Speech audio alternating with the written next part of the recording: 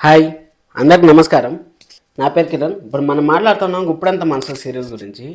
గుప్పుడంత మనసు సీరియల్ మనం అనుకున్నదే జరుగుతుంది, నువ్వేం చెప్పినావు అనేసి మీరు అనుకోవచ్చు. కానీ నేను దీంట్లోనే మీకు చాలా హింట్స్ ఇస్తాను.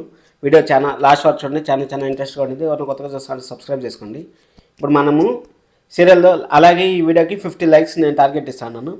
50 లైక్స్ కానీ మీరు చేశారంటే నాకు కొంచెం బూస్టప్ వస్తుంది. దానికోసం అనేసి ఇప్పుడు మనం సీరియల్లోకి వెళ్ళిపోయినామంటే సీరియల్లో ఋషి సార్ని ఎంతలా ప్రేమిస్తూ ఉందో మన రంగా గారికి తెలిసింది, అలాగే బామ్మగారికి తెలిసింది. ఎందుకు చెప్తానంటే ఈ విషయము అప్పుడు వాళ్ళు ఏమో ఆలోచిస్తూ ఉంటారు, అసలు నేనే ఋషి సార్ లాగా ఉంటా అనేసి ఆ అమ్మాయి అనుకుంటా ఉంది అనేసి ఇన్ని రోజులు వాళ్ళు నెగిటివ్గా ఉన్న థాట్ని ఇప్పుడు వజ్ర గారు ఆ కళగాని పాజిటివ్గా మార్చారు.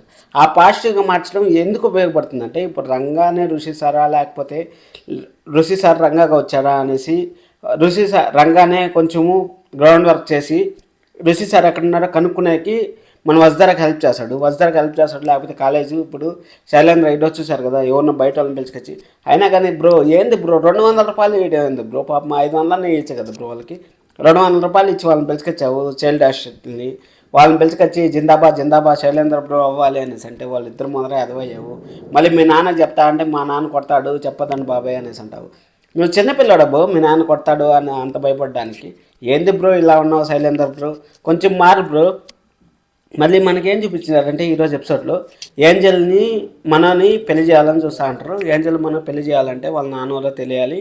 అవన్నీ చేయాలంటే ఇంక మనకి ఫర్దర్గా ఎపిసోడ్ అవి ఏంజల్ వాళ్ళ పెళ్ళి అవి జరుగుతూ ఉంటాయి. మళ్ళీ ఇక్కడ ఋషి సార్ కోసం వేట మొదలు పెడతా ఉంటారు. అది జరుగుతూ ఉంటుంది సీరియల్. ఇదే అనుకుంటా ఉన్నాను జరిగేది. మనం సండే అనాలిసిస్లో ఫుల్గా మాట్లాడుకున్నాం. కానీ ఈరోజు ముఖ్యమైన విషయం ఏమంటే మనకు చూపించిండేది వాళ్ళని 3 నిమిషాలు చూపించినా కానీ 3 నిమిషాలు మనకు చాలా పాయింట్స్ ఇచ్చారు. ఆ కలగనింది కదా, కలగన్నప్పుడు మన రంగా గారు వాళ్ళ బామ్మగారు నీలాగానే ఉంటాడు, సేమ్ నీలాగానే ఉంటాడు ఋషి సారు అనేసి వాళ్ళిద్దరికి ఒక అండర్స్టాండింగ్ వచ్చింది. ఇంక ఋషి సార్ కోసం రంగా ఏం చేస్తాడని మనకు ఫర్దర్ ఎపిసోడ్లో మనకు చూడాలి. ఏం చేస్తారు చూద్దాము. అలాగే మన ఛానల్లో ఉన్న కొత్తగా సబ్స్క్రైబ్ చేసుకోండి. లైక్ టార్గెట్ మన 50 లైక్స్ చెప్పాను కదా, చేయండి. Thank you so much. ఇంతసేపు వీడియో చూసి నచ్చిందని అనుకున్నాను. సబ్స్క్రైబ్ చేసుకోండి. Thank you so much.